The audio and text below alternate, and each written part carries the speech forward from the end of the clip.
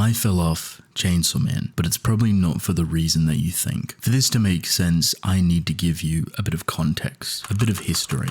I have been a big fan of Tatsuki Fujimoto and his works for quite some time now. I remember the first time I read Fire Punch, a relatively short story in comparison to a lot of others, but really different. It's an experience that definitely throws you off. If you've never read anything by Fujimoto or you're not mentally prepared for what the story is about to give you, it's quite a lot. But it shows a very early side of Fujimoto, how he likes to present his ideas and his characters, how he likes to process the story, its evaluation overall, but its pacing as well. Fire Punch for me is raw and rough. It's a very early Fujimoto coming to understand his own style and presentation. And while I think it is a magnificent read which offers a lot of differences to a lot of other contemporary works, it might not be for everybody. From its characters to its action to its pacing to its controversial ending. Fire Punch would not find critical, massive global success for many years after it's finished. While it is popular now, back then it didn't reach that same global appreciation. Chainsaw Man is where things would change, and I fell in love with that story. Chainsaw Man, for me, as a weekly reading experience and someone that enjoys weekly stories, hits different. Short, to the point, but very well crafted and handled. That too felt different. It felt like Fujimoto in his prime, like he found his footing, he found his beat, he drummed everything up exactly the way that he wanted to. Chainsaw Man has a lot of variety to offer. It's bombastic ideas mixed with a very enticing weekly pacing and very beautiful characters. There's so much symbolism and thematic flair that just breathes life into this story, into these characters, into this world where you can just fall in love so much with Chainsaw Man. Whether you're just reading it for the entertainment that it provides weekly or the deep dives, the super analytical, the over-the-top exaggerated theories that you can come up with, wherever you sit, you will have fun.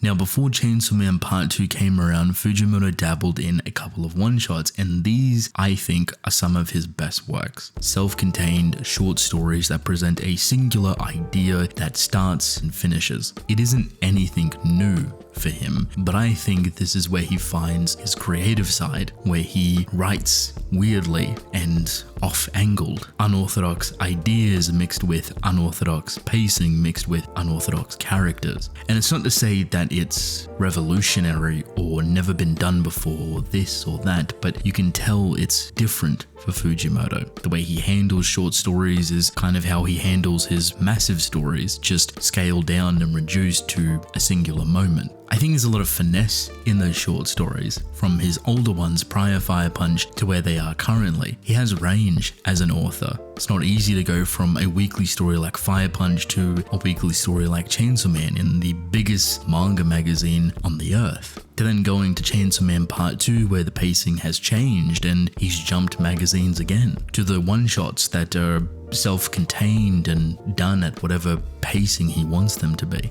This is all to say that I love what he does and I appreciate his works, and I have for many, many years. I think I've talked about a majority of them, but I've spent obviously the most time with Chainsaw Man and creating videos on it every single week, basically since the beginning. This would all eventually lead to the issue, the reason I fell off it.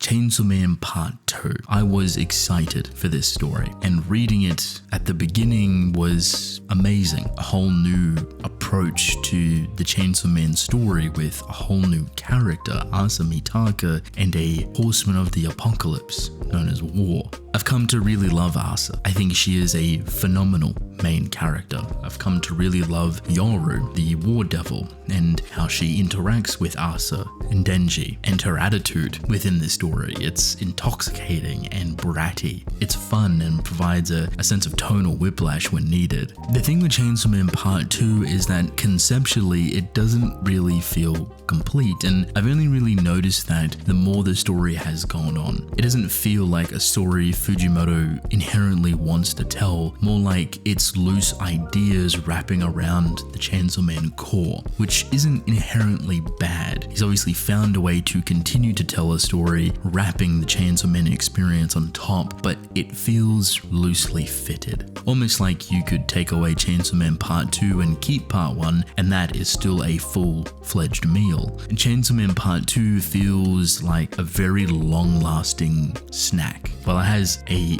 endless plethora of brilliance and moments of appreciation that I absolutely adore, something just feels off. And the more that I've experienced the story, the more that I've talked about it every single week, or at least tried to, the more I realize that maybe Fujimoto is kind of done with the weekly experience. Fujimoto is by no means an amateur. He's a very talented individual, and that's not just me glazing him. If anyone would know how to pace their story and where it is and isn't going wrong in terms of pacing, it would be Fujimoto. Chainsaw Man Part 2 has a pacing problem, and it is, at least for me, directly affecting how I experience the story. He's not writing this like Chainsaw Man Part 1. He's not writing this like a weekly story. He's writing this like a bi-weekly story, or even a volume-to-volume story, which is very different. The thing is, it hasn't always been like this. When he does get into a flow, you can see that the weekly schedule kind of molds nicely to that progression, but then there's a lot more downtime that feels so incredibly small, very incremental to how far you actually step in progression. So let's just say if a regular weekly story, Chainsaw Man Part 1 for example, each chapter felt like one big step every single week, a lot of Chainsaw Man Part 2 feels like a very small shuffle, almost like a tiptoe, where you need 2 chapters, maybe even 3 chapters to actually go the exact same distance. I think he does this on purpose. And your first question would be, why? Why would he not just write a regular weekly story? He's already done it for Fire Punch and Chainsaw Man. Unfortunately, I don't have those answers. I could speak in hypothetical. Perhaps he doesn't have the right guidance for the weekly experience anymore. Perhaps he is personally burnt with the weekly experience. Perhaps he's not allowed by company, or personally doesn't choose to take the right amount of breaks he needs to produce the chapter that he wants. He might be too self-critical, or the company might not allow it. So what you get is 3 chapters a month, then he takes a break, and the amount of progression in those 3 chapters feels like a singular chapter.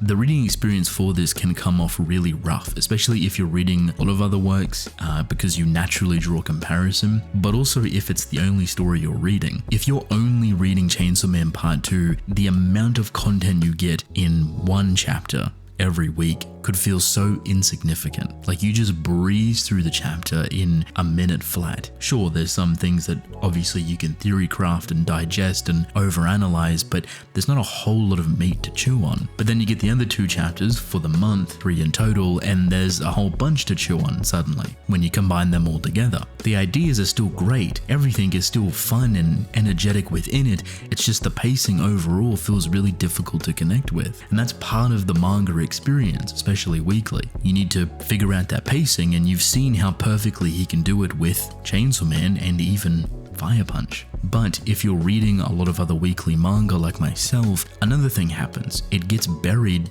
pretty easily because such little happens within it, or you pace through it so rapidly that it kind of just falls under the rug. Like there's not enough to talk about. There's not enough to chew on once again. And then other stories give so much more within their singular weekly chapter that you tend to lean that way instead. This can come off incredibly negative, but I say it wholeheartedly with appreciation to what Chainsaw Man is doing, because I truly like the ideas, I like the characters, I like the stuff that's within it, but I have to go out of my way to chew on it when I want to. When the weekly chapters roll through, perhaps there's some stuff there that I'll want to pull apart, but I find myself digging further much later on, like when more chapters come out that provide context or clarity or the full picture. And that's usually the case, or it has been for at least the past 6, 7, 8 odd months, where you get so many little pitches every single week, and everyone's so quick to be judgmental or to say this is the worst thing ever or even the best thing ever, and then you get the next chapter and it's like, oh wait, hold on, and then you change your mind, and then you get the chapter after that and you're like, oh, that's the full picture. Now I can finally piece it all together.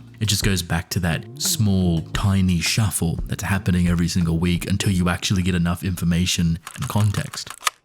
What this means for me is that weekly pacing is very, very vital. It's important, and for whatever reason that we will never know on why Chainsaw Man Part 2, percentage-wise, a lot of it is paced very oddly for a weekly experience. It can be very detrimental. All I will say is that the casual audience will not like this pacing because it is not normal. So the people reading it now are less casuals and more inclined to Fujimoto or Chainsaw Man's story. And then even those people are starting to be like, oh, it's a little bit difficult to follow or a little bit, slow to actually get anywhere. I'll come back, binge read it. And that's the funniest thing, is that that's one of the best ways to experience Chainsaw Man Part 2. Go read all of the volumes back to back. Go read it in batches. It's a really different experience. It's almost night and day. Not a lot of weekly manga, I think, provide that much of a drastic difference. Like, sure, there's volume reading for weekly stories, and that will feel different, but for some reason, Chainsaw Man Part 2 is like an